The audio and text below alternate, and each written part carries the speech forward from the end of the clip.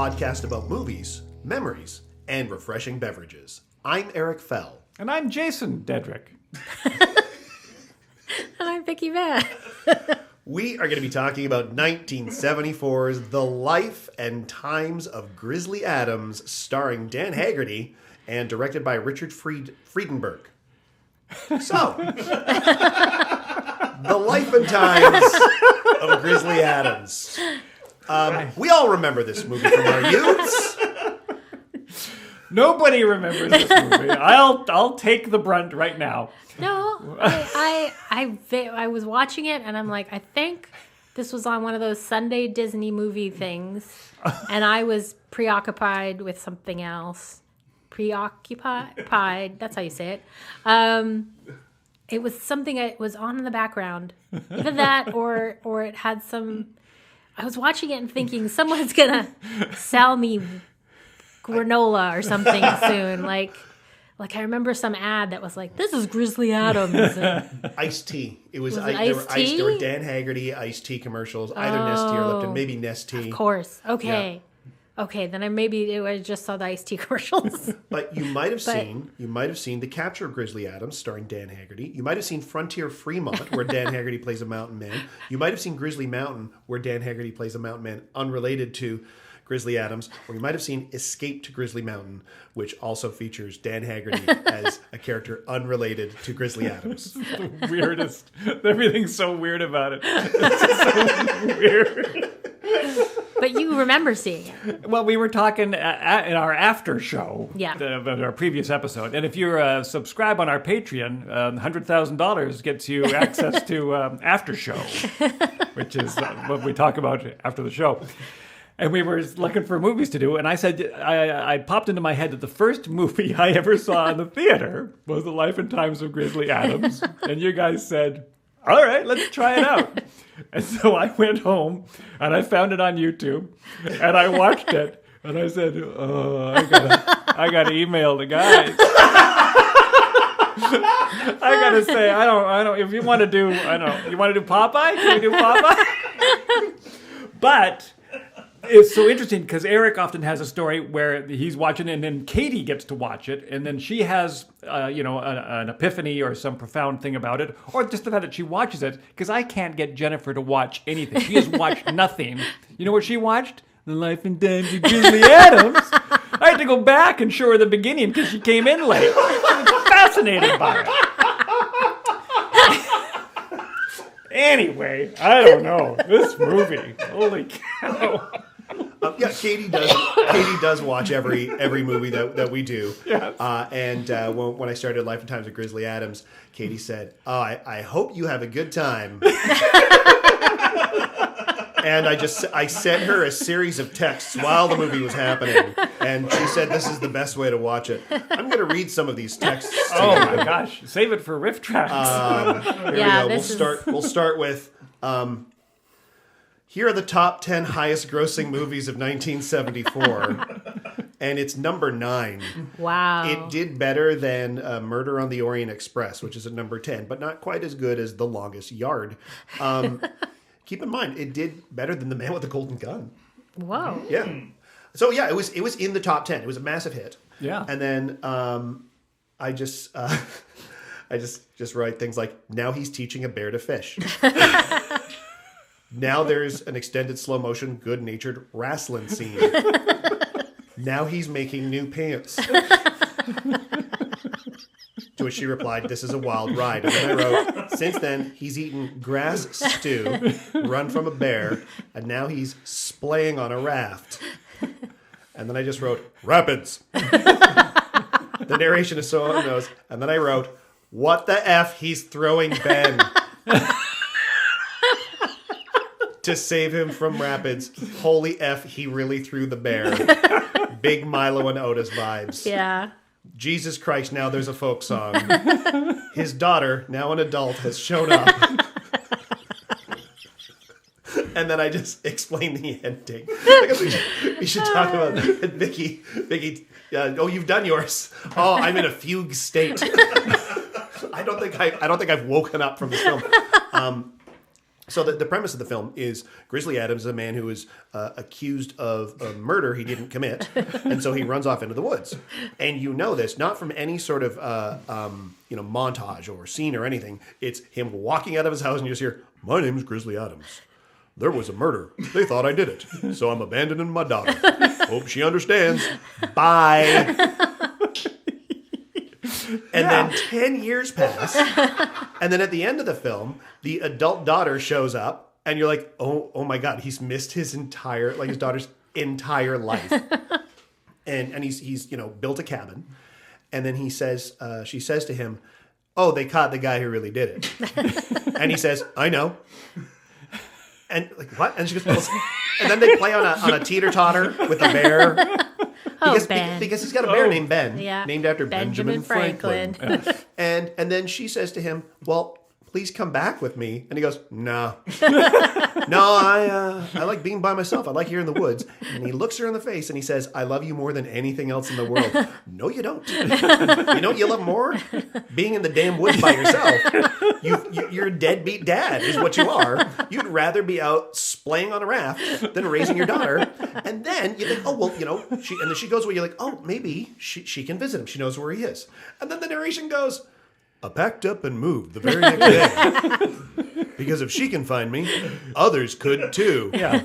But they're not looking for They're him. not looking for you. He's just, He's also apparently famous as the guy who lives with a bear in the forest. So, like, Nakoma must have been running his mouth about this. Yeah, Nakoma goes into town. He's made a fortune off of this story. And not a dialogue-heavy film. No. I think it was shot without sound, and then everything was put in later. Yes. But the narration is so on the nose. Just like, and he walks up to a tree. "And then I walked up to a tree. And you see a shot of a raccoon. And there was a raccoon there. That raccoon is hanging off a branch." for 5 minutes. Yeah. It was, I fell asleep the first time I watched the movie. I dozed off. And I woke up like, oh gosh, and I rewound it, and then I watched the scene again. I dozed off at the exact same spot, and I woke up, and this happened 3 or 4 times. And I need to tell you, this was the 5.5 minute mark. This was 5.5 minutes in, and I kept falling asleep. I could not believe it, and it's just this shot of a sunset, and then I would like close my eyes, and next thing I know, he's like playing with a baby deer, and the whole movie's just him just dicking around in the forest for 90 minutes, but over the course of 10 years. Tight 90. Yeah, his beard gets no longer. No, and he knows how to sew and make tassels and make fancy pants.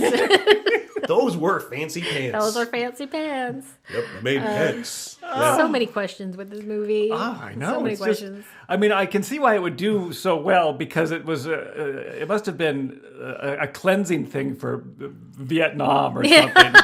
It's like this soft forest porn. Yeah. It's this soft forest porn kind of a thing. Just like Yeah, Katie referred to it as, she said, "This isn't a movie. This is bear content." It's like a vlog, but it's shot on film, so it's like a flog. That's how it felt. Yeah, it really felt like somebody was like, "Let's make a movie. Who do you know? I know this guy who just, trains animals for movies." And he's got a beard that looks like a croissant made of hair. And I think most of the movie was shot already before they got Dan Haggerty to do it. Oh, wow. I think he was a last-minute addition. They were going to do it without... We need somebody in this film. They had another guy. In fact, there was one scene, I think, when Nakona falls down the hill the first time. I don't think that's Dan Haggerty that comes up to see him, but I don't want you to watch it. I'm afraid you'll fall asleep. But yeah, I think they were somewhere, because I saw a little connected YouTube blurb to it, and he was telling the story, but it was too boring, and I couldn't listen to the whole thing. But it was basically, the producer said, "This is the guy that we should have had playing Grizzly Adams." And they said, "Well, we got $10,000 more. Do you think we can get him to do all the scenes?" And so they did it. on the weekend kind of a thing and got the movie done. And so, yeah, I think it was almost completely shot with another guy before they got in Dan Haggerty. And it spawned a 2-season-long television series. Yeah. That I was looking for some discs, for some DVDs, and I saw the complete series. And Katie said, "Hey, I know what you can get Jason for Christmas." Well, the reason that it was stood out in my memory, it's one of those childhood fears things that I had, was what I remembered all of these years was I was afraid that I was going to meet a buddy that was so close that we were going to have to be blood brothers. That stood out in my mind so much that I was going to have to, someone's going to say, we're really good friends. I'm just like, I don't want to cut my wrist and tie it together. We're not going to be blood brothers, are we? I was afraid of this as a kid, that I was going to have to be blood brothers. I was watching this wondering how many children went through this ceremony. Oh, I had never seen the movie, but I knew about like Blood Brothers. I guess it obviously didn't come from that film, but I'd heard of the term Blood Brothers. I was like, I would just say, oh, you pick our thumbs and press them together. I was like, no, I'm good. Yeah. I'm good. I like my blood on the inside of my body. That's where I feel it works the best. When it happened in the movie, in fact, I was disappointed because in my memory, I thought they had cut their palms and then put their palms together. And it was something like that. I mean, this is bad enough. Anytime you've got blood on blood. Yeah. With a dirty knife in the woods. The life and times of Tetanus Adams.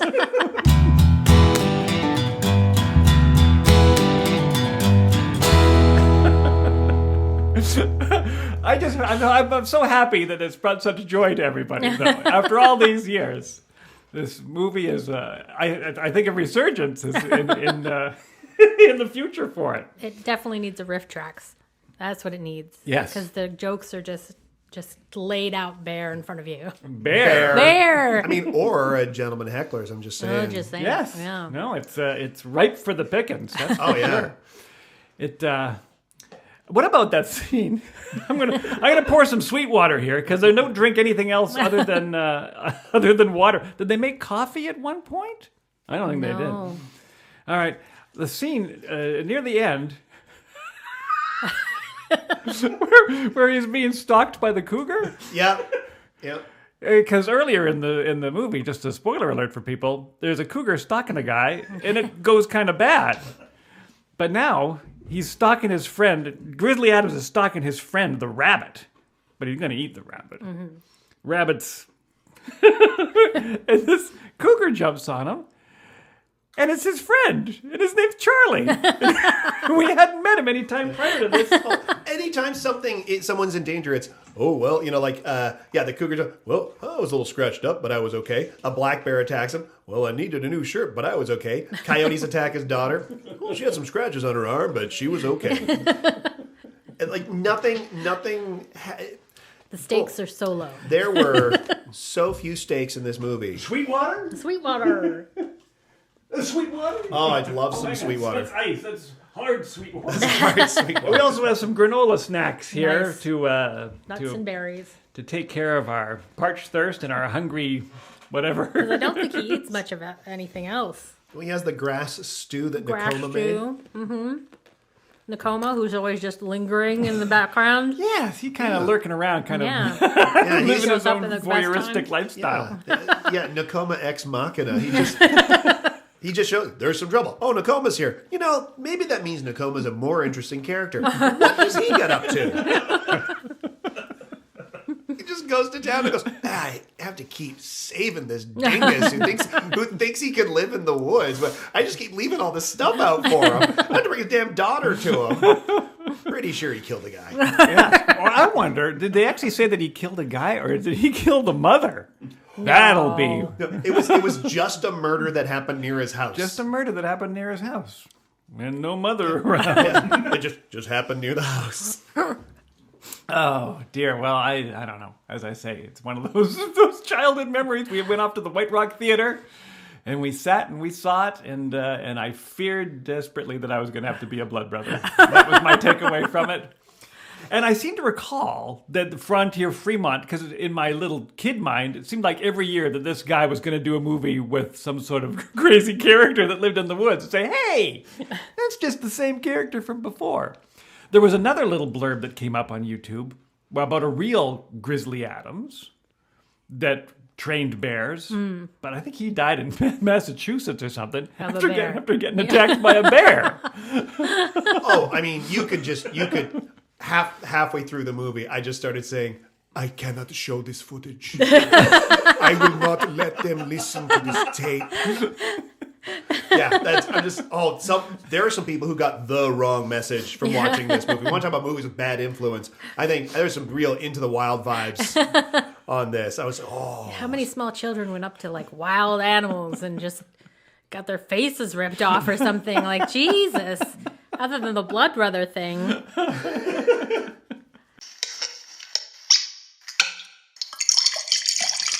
So, not the most drinky movie in the world, other than the Sweetwater. I'm going to have some right now. Yeah. If we were going to... What kind of drink do you need to watch this movie? I think I had scotch. It was 3 p.m, so I had to go through a bottle of Bell's. a pint glass of absinthe and NyQuil. You don't need any NyQuil for it. You need a stimulus for this movie. You need coffee for this movie. Oh, my gosh.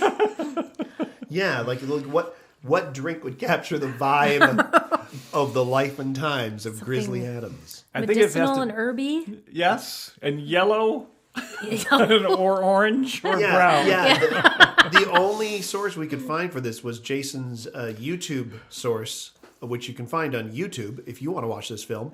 And you should. Yeah, and the print, I mean, it looked like someone was projecting like a Super 8 version of it onto a wall, and they videotaped it on VHS and then uploaded it in 2005. 720p. I think that was that. No, I'm pretty sure that was 360p. That was wow. We could have tried to dig deeper. Would that have made it better? Maybe the nature shots might have been a little more lush with some Dolby Vision HDR, but I don't think this is going to get some sort of remaster. I really don't. The cigarette burns were charming, but there were a lot of them, like more than you would normally have on them, like in various sections. Like, was this edited down or something? Like, because it would have a cigarette burn, then 2 minutes later a cigarette burn, and then 8 minutes later a cigarette burn, and then half an hour later a cigarette burn, and it was like not making sense. Well, for those of you who don't know what cigarette burns are, are they? It's my understanding that they're put on the release prints to let the projectionists know. Yeah, you got to go to the next reel on the other projector. So they start. It's 2 projectors going in. What do they call it? Tandem. Thank you. So the cigarette burn lets you know. Okay, start the other projector. Right, the little dot that comes up in the corner there. Boop. But it was all over the place. Yeah, maybe they shot this on like 8-foot reels. Yeah. Maybe the editor was a heavy smoker and he just burned randomly. Just this movie. They were just rage, frustration burns. It's like, I could have been working on the conversation. Which this movie did much better than.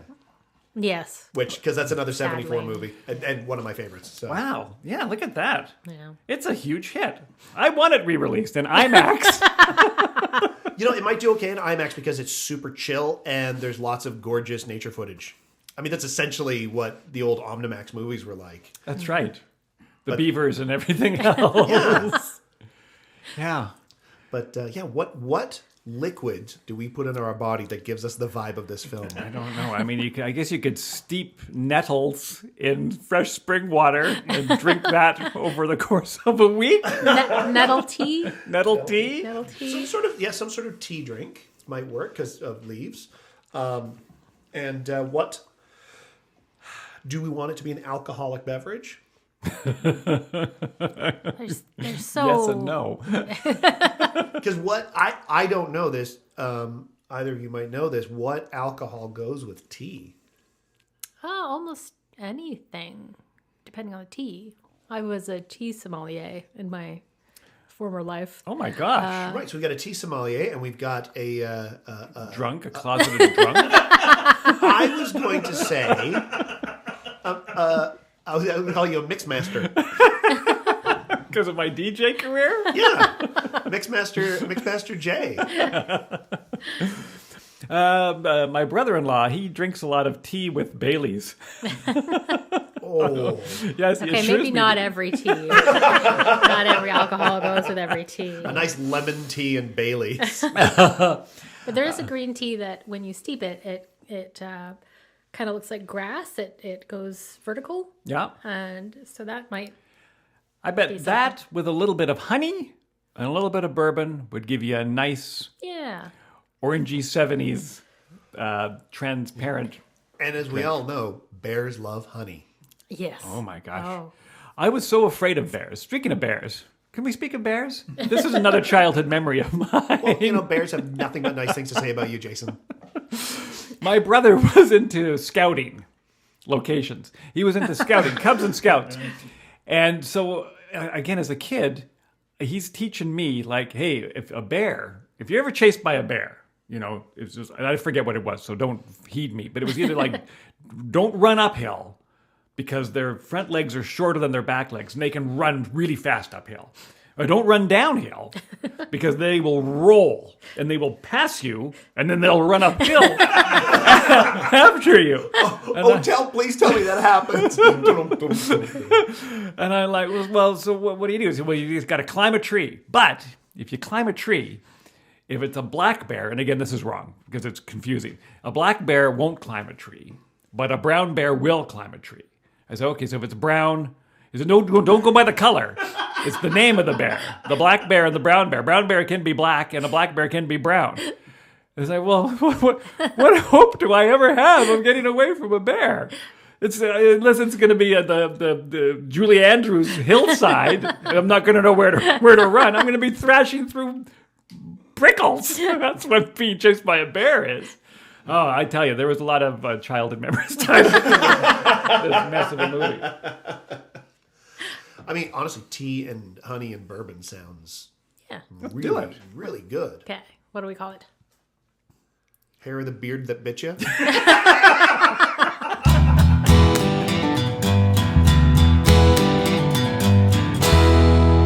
Final thoughts on the life and times of Grizzly Adams?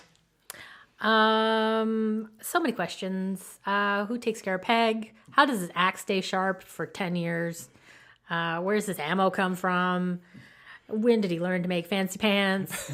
All sorts of things. But Does Nakoma help him make the fancy pants? I think I made a new pair of pants with the buckskin that Nakoma gave me. It was he something like that. tanned the leather. Nakoma tanned the leather. Yeah, Nakoma, tanned the leather.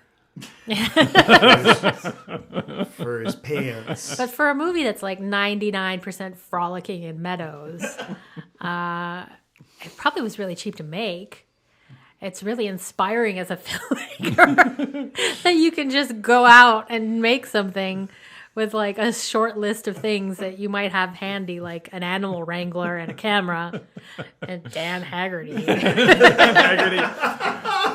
Who in the movie and then in the interviews that I saw in the 90s and early 2000s still wears the same jewelry all the way through it, like some kind of bone or fang or jade. I don't know what it was. There's something on him that... I was reading up on Dan Haggerty myself, and two things stood out to me. One is a very non-Grizzly Adams thing. In 1985, he was arrested for selling cocaine to an undercover police officer.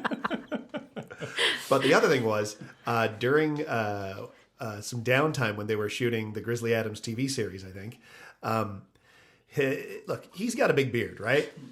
And he drank a flamin' drink, and his beard caught fire. Oh! Yeah. As a beard owner...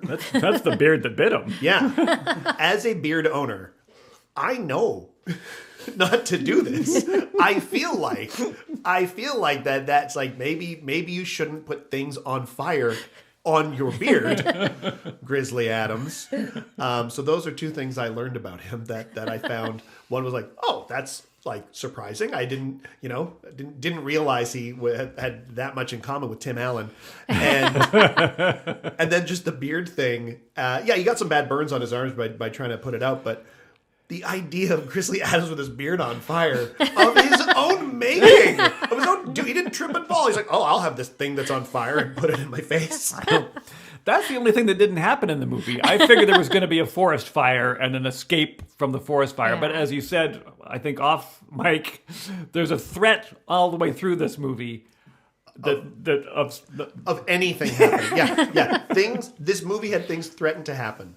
That's like, we're gonna, no, we're gonna, It's like, when you watch a movie and you're like, oh wow, this second act really sags. Imagine that saggy second act without the I don't know, the burden of acts 1 or 3. And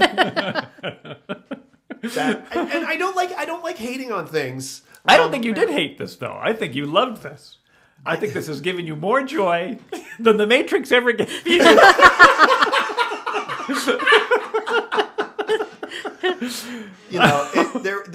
It certainly was an experience that and I was laughing a lot during the movie, but also swearing under my breath. What is the genre, though? Because there was other movies about this time that you'd get a bear and a raccoon, and they would tie them together, and then they would put them on a raft, and they would film it. Like there was those so were many incredible journeys. Well, yeah, you're right. Those were incredible journeys that were remade in the 90s as Homeward Bound, The Incredible Journey, which then gave them voices. Yes. Michael J. Fox, I think. J. Fox was one of them. Yeah, absolutely. There was a lot of back to nature movies that came out around that time too. Yeah. And I think you're right. I think it was probably oh my gosh, Watergate, the new, basically like verse 3 of We Didn't Start the Fire was going on. And we gotta, what's this? Oh, yeah, wouldn't it be great to just run away from all this crap and go in the woods? Sunshine and just frolic to befriend a bear. Yes. Don't introduce it to your daughter right away either. I think that was a pretty ballsy move on his part. Just, somebody from the outside just to go, meet my friend. Here's my 8,000-pound grizzly bear. It's named Benjamin Franklin. Named after the wisest man I ever knew. When did he meet? Did he meet? Oh, no, no, never heard of. Heard of. Never heard of. Yeah, because I thought in my head, I was like, oh my gosh, did he say met? He might have. Yeah. Yeah. But yeah, you're right. But maybe this is a challenge to somebody. If they don't want to make the drinks in the show, you make the Grizzly Adams movie where maybe he has to escape from the posse that's coming. So there's a little bit of something there. There was 1982's The Capture of Grizzly Adams, which was, starring Dan Haggerty, and I did not look into it. So I don't know if it's like what the kids call a midquel, where it takes place right in the middle of stuff. Maybe it's like Rosencrantz and Guildenstern. It's about two hunters who just keep seeing Grizzly Adams in the background, like that Bigfoot footage. That movie needed a Bigfoot. That movie needed a bionic Bigfoot. Wow. Didn't have the budget. Oh, look. Oh, hey. We've got visual aids. I had to say bionic Bigfoot. I'm wearing a $6 Million Man shirt because we'd be talking about mid-70s pop culture today.